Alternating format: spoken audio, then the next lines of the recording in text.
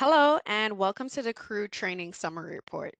So to find this report, you'd need to find the Training tab, hit the drop down, and then you'll notice that there's two versions of the Crew Training Summary Report. Similar to all our reports on PDW, the co-op version is an aggregated view of the entire US, but you'd want to click Crew Training Summary if you have stores assigned to you. So in the case of Macopco or even owner operators, this is the version that will show you information regarding your organization. Now, the Crew Training Summary Report, it really allows us to view a summary of skill training completion for our crew by date and time range. And in particular, some primary use cases for this report are the ability to evaluate training completion levels of your crew. You can also view the training completion by service area, which we're going to explore today. And then you'll also notice that you're able to view employee details and follow up on an individual training completion level. Now, when you get into the report, you'd want to go ahead and click controls. Many of these controls are similar to what you'll see in various reports, but a major call out here is first the job group filter.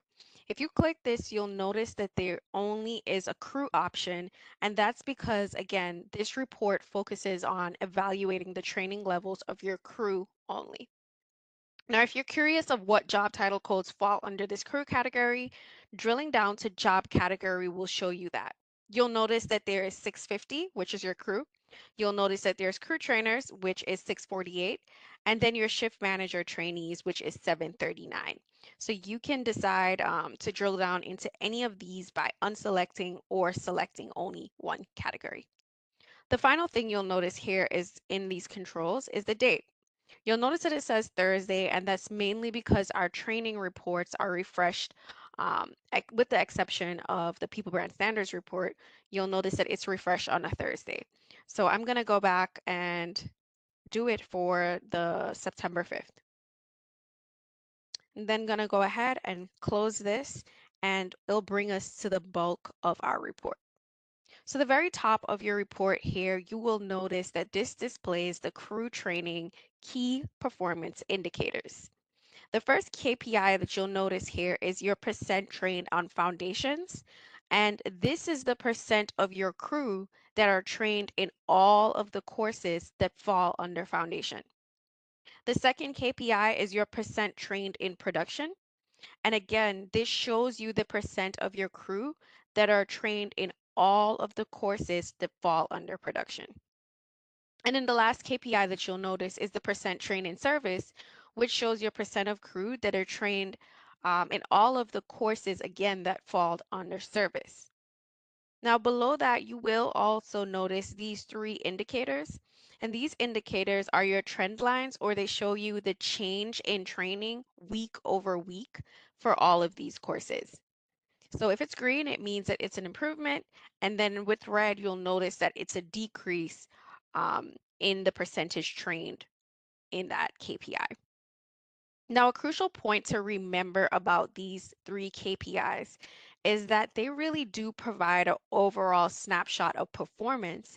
And this is because they are, again, displaying the percentage of your crew members who have completed all of these courses under these stations. And this information is really helpful to know because if you plan on or you'd like to increase these numbers or these KPIs, this means that your crew will have to complete all of the trainings and all of the courses within these programs in order to see this number on top increase. Now, if you're curious on what courses fall under these stations, scroll down a little bit, and this leads me to the second part of the report. This second part of the report, it's really called the Crew Training Course Summary because it has two main functions. The very first function is that you'll notice that these horizontal bars, what they do is they display the courses that fall under the stations that we saw above here. So you'll see foundation, these are all the courses that fall under foundation.